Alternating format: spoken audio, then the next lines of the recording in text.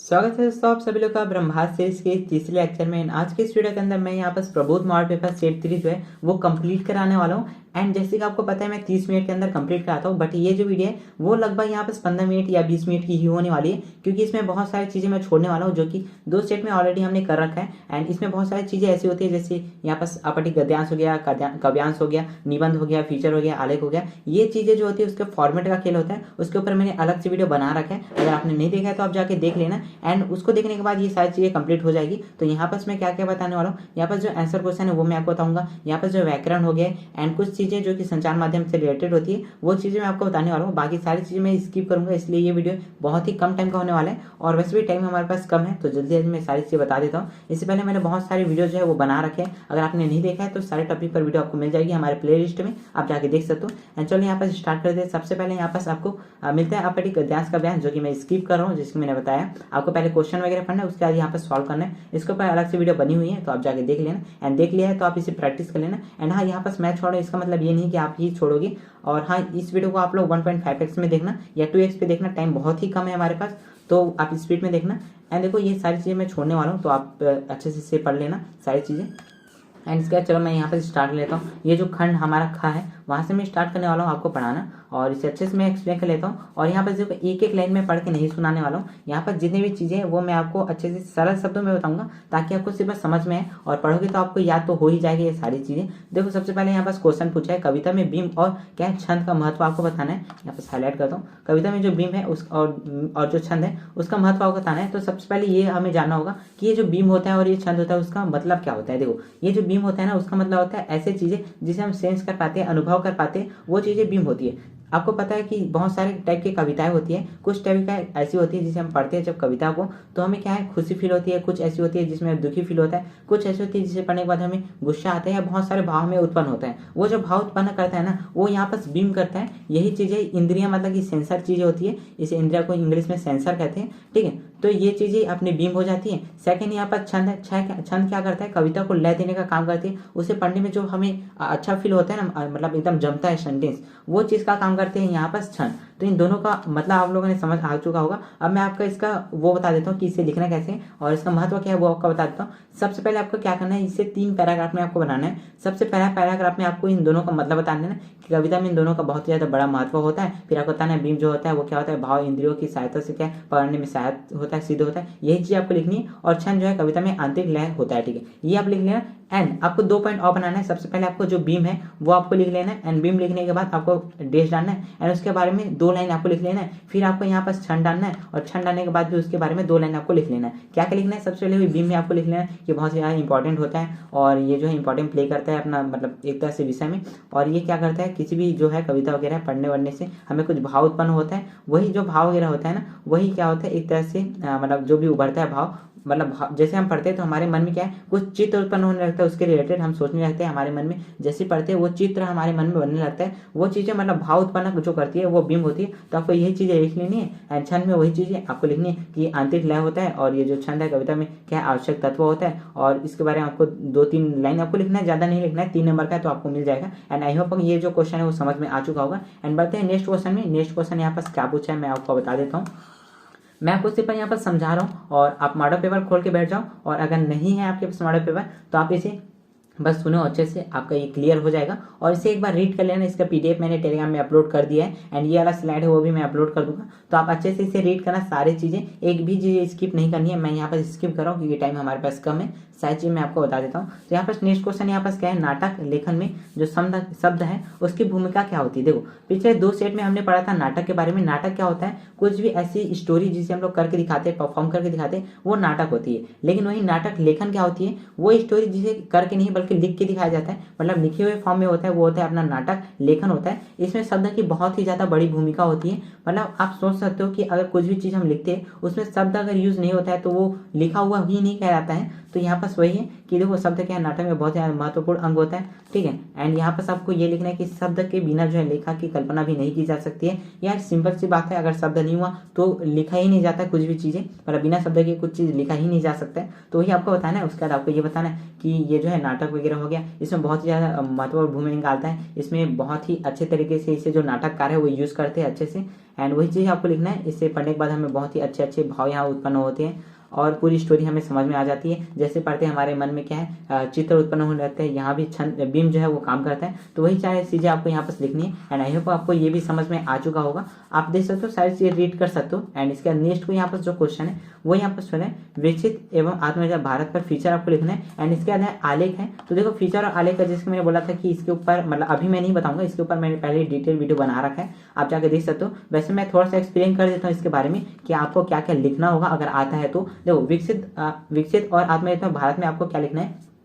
आपको ये पता होगा हमारा जो देश है उसमें क्या है 2047 तक विकसित भारत का यहाँ पर संकल्प लिया गया है। उसमें पूरा देश है वो विकसित किया जाएगा। विकसित का मतलब ये होता है साक्षरता दर है वो बहुत ही ज़्यादा ऊपर हो जाएगा, मतलब कि ज़्यादा हो जाएगा, बढ़ जाएगा, साक्षरता दर हो गया। और जो भेदभाव वगैरह होता है ना वो चीज़ें कम हो जाएगी और सभी लोग को सारी सुविधाएं मिलेगी, जो मेडिकल सुविधा है, शिक्षा सुविधा है, सारी चीज़ें वो मिलना यहाँ पर एक विकसित भारत का यहाँ पर संकल्प है। वही चीज़ आपको लिखनी है। उसके बारे में आपको आंकड़े वगैरह जरूर से डालना है क्योंकि ये रियलिटी के ऊपर होते हैं। मैंने बताया था कि आपको इसमें जो आंकड़े हैं ये जैसे कि 2047 वाला ये आपको आंकड़ा जरूर से मेंशन करना है अगर ये आता है तो। इसके बाद आपको नेक्स्ट यहाँ पास फीचर मिल जाता है। फीचर जो है आपके तर्क के ऊपर होता है, मतलब ये हमारे ऊपर होता है हम कैसे सोचते हैं उस चीज़ के बारे में। और इसे थोड़ा चटपटा का अंदाज में लिखना होता है, मतलब कि एकदम देखा जाए मनोरंजन के जैसे लिखना है, ये अपने वर्ड से लिखना है, एकदम अच्छे से लिखना, बिंदास होके।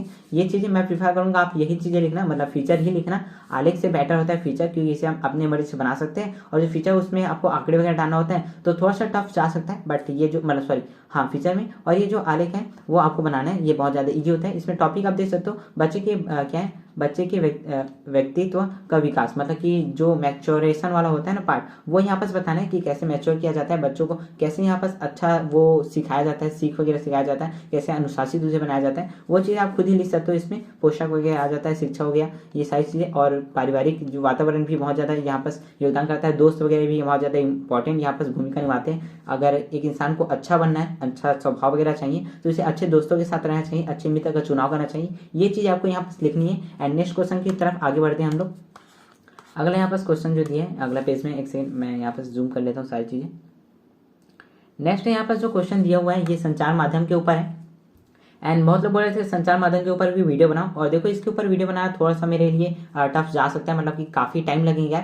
मुझे यहाँ पर मॉडल पेपर भी कंप्लीट करना है, सारी चीज़ें कंप्लीट करनी है। एंड मैं ट्राई करूँगा जितना हो सकता है मेरे साथ। एंड 2 दिनों बाद हमारा एग्जाम है तो अच्छे से तैयारी करो। ऐसे वीडियो मतलब वीडियो देखने से तैयारी नहीं हो जाती भाई, आपको पढ़ना होगा। मैं सिर्फ समझाने का काम कर रहा हूँ, वीडियो देखने से सारी चीज़ समझ में नहीं आती है। ऐसा लगता है कि हम वीडियो देखते हैं तो समझ में आ चुका है सारी चीज़ें, बट जैसे एग्जाम में हम लिखना स्टार्ट करते हैं ना तो वहाँ पर हमें बहुत ज़्यादा डाउट आने लगता है। तो आपको प्रैक्टिस करनी है, जितनी हो सके उतनी प्रैक्टिस करनी है। वीडियो देखने से कुछ नहीं होगा, आपको प्रैक्टिस के बिना कुछ भी नहीं होने वाला है, तो आपको ज़्यादा से ज़्यादा प्रैक्टिस करनी है। यहाँ पर जो क्वेश्चन है मैं आपको बता देता हूँ कि इन्हीं 2 क्या है समाचार पत्र के नाम लिखना है। तो 2 समाचार पत्र आप लिख सकते हो, हरिभूमि हो गया, दैनिक भास्कर हो गया, ये चीज़ आप लिख दें जो भी आपको याद है, ये तो नॉर्मल है, ठीक है। इसके नेक्स्ट है प्रिंट माध्यम क्या होता है, किसे कहते हैं, और प्रिंट माध्यम के अंदर 2 चीज़ों को उल्लेख करना है। देखो ये 1-1 मार्क्स में आते हैं, तो इसका मतलब ये है कि आपको ज़्यादा लंबा नहीं लिखना है। यहाँ देखो कितना ज़्यादा लंबा लिखा हुआ है, इतना नहीं लिखना होता है। आपको सबसे पहले ये बताना है जो प्रिंट माध्यम है वो क्या होता है। देखो प्रिंट माध्यम क्या होता है, ऐसे चीज़ें खबरें जो लिखी हुई होती है, जैसे अखबार हो गया, आर्टिकल वगैरह जो चीज़ होती है, पत्रिकारिता वगैरह,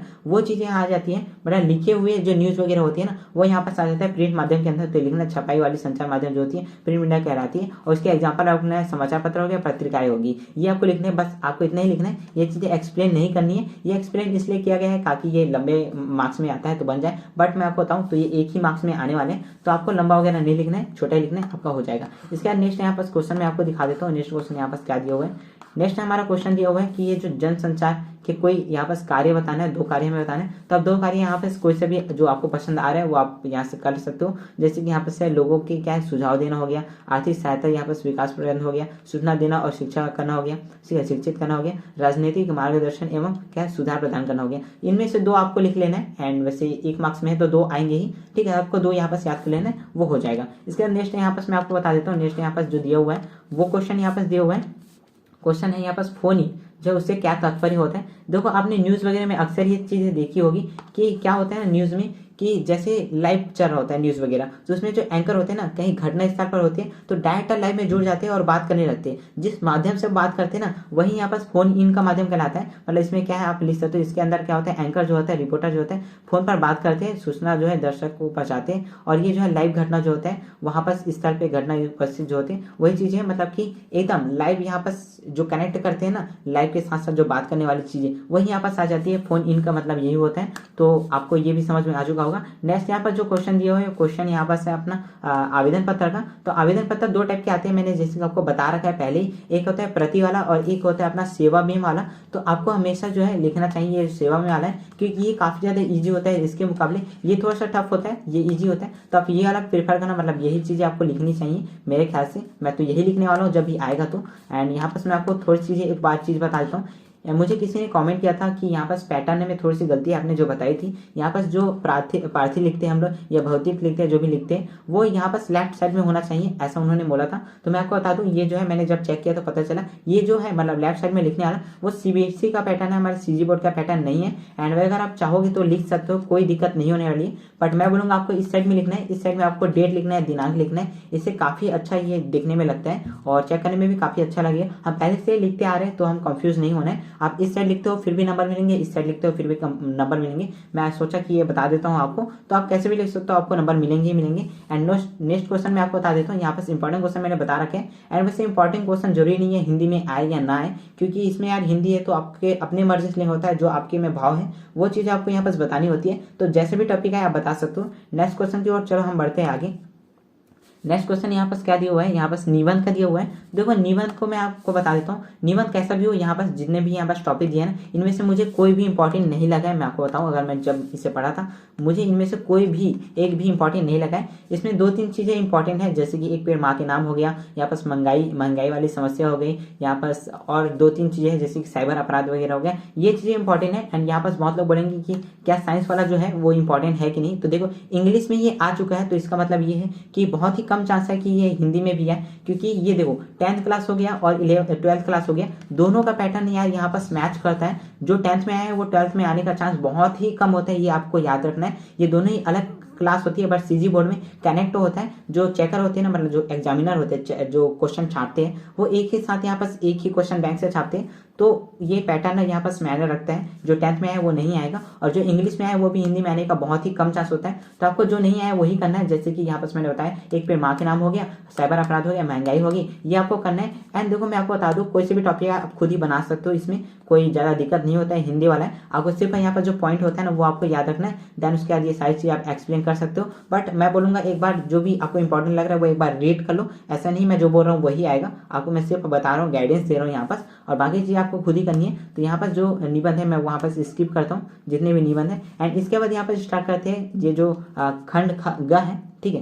एंड देखो खंड ग में यहाँ पर आपको मिल जाता है काव्यांश एंड गद्यांश, जो कि चैप्टर रिलेटेड होते हैं। एंड इसे भी मैं पढ़ के नहीं बताने वाला क्योंकि टाइम वेस्ट होगा। बट हाँ आपको क्या मैं यहाँ पर क्वेश्चन जो है वो बता देता हूँ कि इसमें क्वेश्चन में क्या बोला गया है, क्योंकि ये जो क्वेश्चन है वो आपको क्वेश्चन आंसर में भी देखने के लिए मिल सकता है एंड ये गद्यांश के फॉर्म में भी मिल सकता है। अब गद्यांश में आपको प्रैक्टिस करने की जरूरत होगी, आप प्रैक्टिस कर लेना। वैसे चैप्टर की समरी अगर आपको याद है तो सारी चीज़ें बन जाएगी, जैसे आप पढ़ोगे आपको पता चल जाना चाहिए ये जो है वो किस चैप्टर का है। उसके बाद चैप्टर रिकॉल करना, उसके लेखक वगैरह आपको याद कर लेना है, उसके बाद यहाँ पर सबको आंसर जो क्वेश्चन है वो आपको बताना है। एंड काफ़ी ईजी होगा, यकीन मानिए, बड़ा चैप्टर अगर आपको पता है तो ईजी होगा।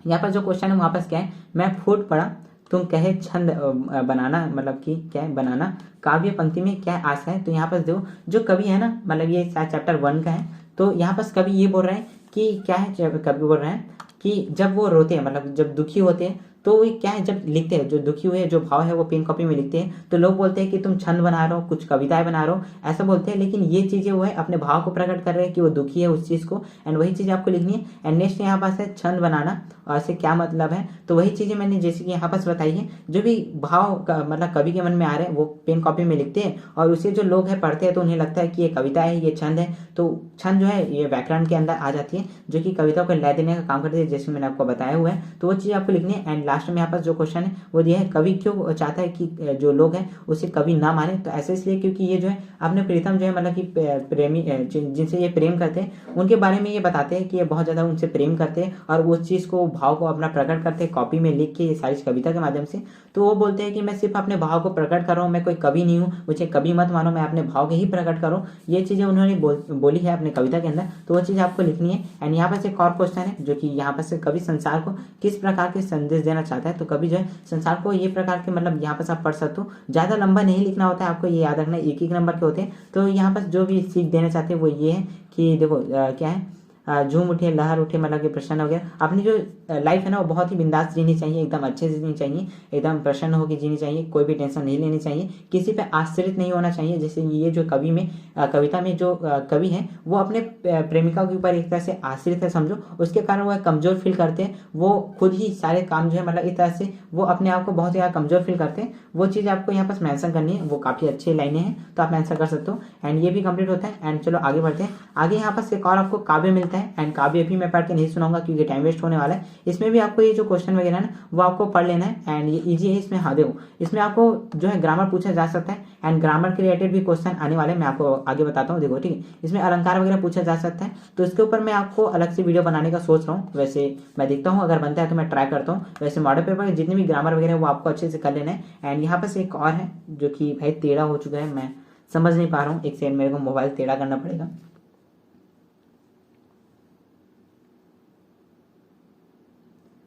ओके देखो यहाँ पर आपको क्वेश्चन आंसर देखने के लिए मिलेगा। सबसे पहले बात मैं यहाँ टेढ़ा करके सुना देता हूँ, ठीक है। तो आपको यहाँ पर क्वेश्चन आंसर जो है वो देखने के लिए मिलेगा। भाई पैंटेप में लिखते नहीं बन रही है, ठीक है। तो क्या बोला है मैं थोड़ा टेढ़ा ही बता देता हूँ। यहाँ पर जो पहला क्वेश्चन है वो बोला है क्या है, बलहाथी सहलाथी क्या है, आत्मीयता के बारे में यहाँ पर बताया। कवि ने यहाँ पर क्या होता है, जैसे कि मैंने आपको अभी बताया था कि क्या है, कवि जो है आश्रित है अपने जो जिनसे वो प्रेम करते हैं उनके ऊपर। तो उसी के बारे में यहाँ पर बताया है कि कवि जो है ये बोल रहे हैं कि इन चीज़ों से मतलब मैं जो प्रेम कर रहा हूँ उस चीज़ के कारण मैं जो है अपने आप को बहुत ज़्यादा कमज़ोर फील कर रहा हूँ, मैं अपने आप को आत्मनिर्भर जो है फील नहीं कर पा रहा हूँ। वो इस चीज़ को बताते हैं कि ये जो है उनसे दूर जाना चाहते हैं, ये जो मोह माया है उससे दूर जाना चाहते हैं। वही चीज़ें यहाँ पर बताई गई है, वो आप कर लेना। मुझे अच्छे से बन नहीं रही, ये टेढ़ा हो चुका है PDF जो मैंने लिया है वहाँ पर।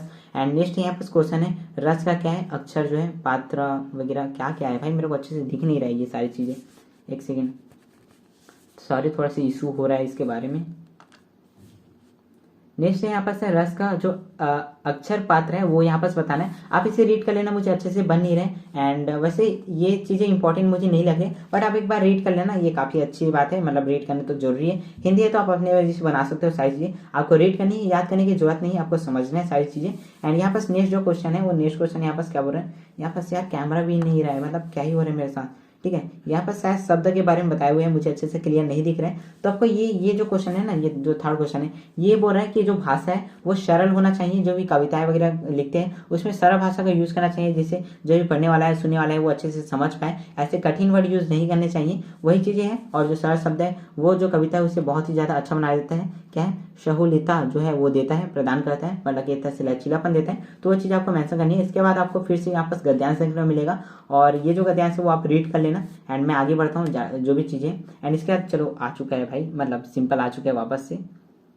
ओके देखो इसके अंदर मैं जिस बोला था गद्यांश वगैरह काव्यांश वगैरह वो आपको खुद से पढ़ लेना है। एंड इसके बाद आ जाता है आंसर क्वेश्चन, जो जिसके ऊपर मैं डिटेल में अलग से वीडियो बनाने वाला हूँ। अभी कुछ समय में एक वीडियो डाल दूंगा, उसके ऊपर भी मैंने वितान कर डाल रखा है। आरओ का भी मैं अभी कुछ समय में बना के डाल दूंगा। इसका इंपॉर्टेंट क्वेश्चन मैंने फाइंड तो कर लिया है, बट यहाँ पर मैंने बनाया नहीं है, तो मैं ट्राई करूंगा जल्दी से बना लूँ। यहाँ पर क्वेश्चन बोला है कि लेखक, देखो मैंने बोला था कि लेखक का नाम आपको याद रखना ही रखना है, लेखक का नाम पूछा जा सकता है। मैं सारी चीज़ आपको कवर कर दूंगा उस वीडियो के अंदर में। यहाँ पर जूस कहानी के लेखक कौन है, जूस कहानी के लेखक जो है आनंद यादव जी है, जिसे प्यार से आनंदा बोला गया है इस कविता के अंदर में। आनंदा भी आप लिख सकते हो। उसके अंदर सिल्वर पाठ के आधार पर जो यशोधर बाबू है उसके आदर्श कौन कौन से थे, उसके नाम मतलब उनका जो पूरा नाम है उनको लिखना है। जो पात्र थे ना कौन से, किशन दास थे, तो उनका आदर्श कौन था, मतलब किशन दास से वो बहुत ज़्यादा प्रेरित थे, ठीक है, उनसे बहुत ज़्यादा ये क्या थे, प्रसन्न थे। और यहाँ पर सबको उनका पूरा नाम यहाँ पर दिया है, कृष्णानंद पांडे जो है उनका पूरा नाम है। ये शायद ही आएगा क्योंकि चैप्टर में उतना ज़्यादा बड़ा मेंशन नहीं किया गया है, मुझे नहीं लगता इनका पूरा नाम पूछा जाएगा, बट आपको एक बार पढ़ लेना है, नहीं आएगा मेरे ख्याल से, ठीक है। एंड इसके बाद नेक्स्ट यहाँ पर मोहनजोदड़ो की क्या सभ्यता के लोग लो प्रोफाइल क्यों कहा गया है? तो लो प्रोफाइल बोलने के पीछे इसका कारण ये है कि यहाँ पर देखो कोई राजतंत्र नहीं था, मतलब राजा तो थे बट उनकी जो मूर्ति वगैरह मिली है, मतलब जो चित्र मिले हैं वहाँ पर उनका जो मुकुट था ना वो बहुत ही ज़्यादा छोटा है। इससे पता चलता है कि यहाँ पर ज़्यादा लोकतंत्र वगैरह नहीं था, मतलब राजतंत्र वगैरह नहीं था। ये सभी लोग समानता दिखाते थे एक जैसे, मतलब कोई यहाँ पर भेदभाव वगैरह बहुत ही कम किया जाता था वो चीज़ें। एंड यहाँ पर आपको लिखनी है कि बहुत से लिख, देखो ये राजतंत्र वगैरह बातें हो गई। यहाँ पास क्या है जो मूर्ति वगैरह मिली है, मतलब यहाँ पास देखो मिली राजा की मूर्ति, जो मुकुट बहुत ज़्यादा छोटा है, मैंने जैसे आपको बताया। यहाँ पास जो मिली नाव है वो भी बहुत ज़्यादा छोटा है। तो ये चीज़ आपको मेंशन करनी है। वही चीज़ है लो प्रोफाइल, ये है इसका मतलब ये जो है ज़्यादा विकसित, मतलब बहुत ज़्यादा विकसित तो था ये, बट ऐसे चीज़ों में विकसित नहीं था जैसे कि राजतंत्र वगैरह हो गया, इसमें विकसित नहीं था उस चीज़ में। और ये ज़्यादा मतलब देखा जाए तो अच्छा ही था, वो चीज़ें बहुत ज़्यादा अच्छी होती हैं। एंड इसके बाद यहाँ पर नेक्स्ट आगे बढ़ते हैं। नेक्स्ट है जो उस कहानी के आधुनिक किशोर किशोर को किन मूल्यों का यहाँ पर क्या मिलता है। इसके ऊपर मैंने डिटेल लेक्चर बता रखा है, उससे आप अच्छे से देख सकते हो। मैं आपको बता देता हूँ इसके अंदर क्या क्या चीज़ें मिलती है। ये हमारे बारे में बात हो रही है कि ये जो स्टोरी है, जो स्टोरी, उससे हमें क्या क्या सीख मिलती है। सबसे पहले हमें ये मिलती है कि हमें यहाँ पर जो है क्या करना पड़ता है, मतलब संघर्ष करना पड़ता है। मतलब संघर्ष के ऊपर हमें यहाँ पर प्रेरणा मिलती है कि संघर्ष करना चाहिए, लगनशीलता हमें करना चाहिए और हमें यहाँ पर मोटिवेट रहना चाहिए, कभी भी हार नहीं मानना चाहिए। ये चीज़ें आपको यहाँ पर मेंशन करनी है। ये काफ़ी ज़्यादा ईजी है और ये जो है 4 मार्क्स में आने वाला है। तो आपको क्या करना है, 4 पॉइंट आपको लिखने हैं और उसे एक्सप्लेन कर लेना है। डील करना है, डील आपको कम से कम 3 से 4 लाइन में करनी है। एंड देखो बहुत लोग मुझे कमेंट कर रहे थे कि पॉइंट में क्या इस आंसर को लिखना चाहिए, तो मैं बोलूँगा आप पॉइंट में लिख सकते हो और पैराग्राफ में भी लिख सकते हो, जैसा आपको पसंद हो आप लिख सकते हो, उसमें नंबर नहीं कटेंगे। एंड अगर आप पॉइंट में लिख रहे हो ना तो 4 मार्क्स का है तो आप 4 पॉइंट लिख सकते हो या उससे ज़्यादा भी लिख सकते हो। अगर आप 4 पॉइंट ही लिखते हो तो आपको डील जो है वो अच्छे से करना है, मतलब कि थोड़े लंबे डील करना है, जैसे यहाँ पास है 4 से 5 लाइन में डील करना है। एंड अगर आप 6 से 7 पॉइंट लिखते हो तो आप 2 से 3 लाइन में यहाँ पर डील कर सकते हो, आपको नंबर मिल जाएंगे आराम से, ठीक है। एंड यहाँ पास वही चीज़ें संघर्षशील है और लगनशील है। और यहाँ पास क्या है, दूरदर्शिता जो उनके अंदर थी, ठीक है। वो जानते थे कि उन्हें शिक्षा से बहुत चीज़ से मिलने वाली है, तो इसलिए वो पढ़ाई पे फोकस करते थे, ठीक है। और बहुत ज़्यादा संघर्ष किया था उन्होंने, तो ये चीज़ आपको लिखनी है। एंड इसका नेक्स्ट क्वेश्चन मैं आपको दिखा देता हूँ। नेक्स्ट क्वेश्चन यहाँ पर जो है सिंधु दो घाटी सभ्यता में खेती का जो है उन्नत क्या रूप में देखा गया है, तो इसके बारे में बताना है कि जो खेती उस समय की जाती थी कि नहीं की जाती। तो देखो खेती की जाती थी उस समय, हमें प्रमाण मिला है। पहले तो जब इसके बारे में जब ढूंढा गया था तो उसमें हमें प्रमाण नहीं मिला था कि वहाँ खेती भी होती है कि नहीं, पर धीरे धीरे से हम उसमें और ज़्यादा शोध करते गए, उसके बारे में जानना शुरू किए तो हमें पता चला कि वो खेती भी किया करते थे, पशुपालन भी किया करते थे। खेती में यहाँ पास बहुत सारे गेहूँ वगैरह की हमें अनाज वगैरह चीज़ें मिली है, जली हुई चीज़ें मिली है, जिससे हमें पता चलता है कि ये जो है मतलब देखा जाए तो एक तरह से फसल वगैरह उगाते थे, ये खेती वगैरह किया करते थे। एंड इन्होंने क्या बहुत सारे हथियार यूज़ किया करते थे जो कि पत्थर का होता था और पत्थर के साथ साथ यहाँ पर जो तांबा वगैरह है उसका यूज़ किया करते थे। आप अगर आप इसे पढ़ोगे तो आपको पता चल जाएगा। इसके ऊपर मैंने अलग से वीडियो बना रखा है, आपको मैंने अच्छे से समझाया हुआ है, आप जाके उसे देख लेना। एंड टाइम वेस्ट हो रहा है ये सारी चीज़ों में, तो मैं आगे बढ़ता हूँ आगे से। एंड नेक्स्ट यहाँ पर जो क्वेश्चन है वो क्वेश्चन यहाँ पर दिया हुआ है, जो उस कहानी में आपको किस पात्र ने शब्द यहाँ पर प्रोवाइड किया। ये सारे क्वेश्चन मैंने उस वीडियो में बता रखे अच्छे से। एंड यहाँ पर मुझे जो है इनके जो टीचर है मराठी सब्जेक्ट के वो बहुत ही ज़्यादा अच्छे लगे थे, क्योंकि मुझे भी एक टीचर बनना है। तो आपको जो पसंद है मतलब इनके अंदर, तो यहाँ पर मेनली तो सभी लोग मुझे पता है कि आनंदों को ही याद करने वाले, मतलब पढ़ने वाले, उनके बारे में ये लिखने वाले हैं, तो आप लिख सकते हो। बाकी मैं टीचर के बारे में लिखूंगा, अगर ये आता है तो काफ़ी अच्छे हैं, जिनसे आप प्रेरित हो यार वही लिखो, क्योंकि उससे ना क्या होगा, आप अपने भाव जो है प्रकट कर पाओगे और आंसर जो है काफ़ी अच्छा हो पाएगा। तो आप ये लिखना है एंड पॉइंट में लिखने की कोशिश करना, मतलब लंबे मैं बोल रहा हूँ, लंबा जो 4 मार्क्स है वो पॉइंट में लिखोगे तो अच्छा रहेगा, याद करने में भी आसानी होगी और चेकर को चेक करने में भी आसानी होगा। और मेन जो कीवर्ड है वो आपको अंडरलाइन करना ही करना है। मैं सारे चीज़ें मैं आपको बताते चलता हूँ कि आपको अंडरलाइन करना है जो भी मेन कीवर्ड है, ठीक है। एंड इसके बाद नेक्स्ट क्वेश्चन चलो मैं आपको बता देता हूँ। नेक्स्ट क्वेश्चन यहाँ पर क्या दिया हुआ है। अगला जो क्वेश्चन है वो ये है, ये भी मैंने करा रखा है। अगर आप मोहनजोदड़ो वगैरह जगह है वहाँ जाते हो तो आपको क्या क्या चीज़ें देखने को मिलेगी वहाँ पर, वो आपको बताना है। तो वहाँ पर आपको बहुत सारी चीज़ें मिलेगी, जैसे कि मूर्तियाँ वगैरह मिलेगी, बौद्ध स्तंभ वगैरह हो गया, और आपको वहाँ पर बहुत सारे कुंड मिलेंगे, जल कुंड वगैरह मिलेंगे। एंड आपको वहाँ पर रोड वगैरह वो सीधी मिलेगी, थोड़ी सी टेढ़ी और बड़ी मिलेगी। और वहाँ पर बहुत सारे घर वगैरह मिलेंगे जो कि पक्की ईंटों से बने हुए हैं। वो सारी चीज़ें आपको यहाँ पर मेंशन करनी है, ठीक है। एंड इसके बाद नेक्स्ट जो क्वेश्चन है मैं आपको दिखा देता हूँ। इसके बाद यहाँ पर जो क्वेश्चन है वो खत्म हो चुका है। एंड आई होप आप सभी लोग को ये समझ में आ चुका होगा। एंड देखो यहाँ पर मैं बता रहा हूँ कि टाइम वेस्ट ज़्यादा हो रहा था, इसलिए मैंने जो चीज़ें यहाँ पर इंपॉर्टेंट नहीं है वो चीज़ें मैं एक्सप्लेन नहीं किया हूँ। एंड आई थिंक मैंने ये चीज़ें सही की होगी। आप बताना कि सही किया हूँ कि नहीं किया हूँ। एंड नेक्स्ट इसके बाद जो लेक्चर आने वाला है उसमें क्या मैं सारी चीज़ें कंप्लीट कराऊँ, जैसे मैंने किया है वैसे करूँ कि पूरा एकदम कंप्लीट कराऊँ, आप अच्छे से बता देना। एंड मिलते हैं नेक्स्ट वीडियो में, अगले वीडियो में। एंड इसके बाद मैं आरओ का है उसके ऊपर वीडियो बनाने वाला हूँ। तो अच्छे से पढ़ाई करते रहो, टाइम हमारे पास बहुत ही कम है, आप जितना हो सके उतना लिख के प्रैक्टिस करो, PYQ वगैरह सारी चीज़ आपको प्रैक्टिस करनी है। एंड मिलते हैं नेक्स्ट वीडियो, तब तक के लिए बाय बाय।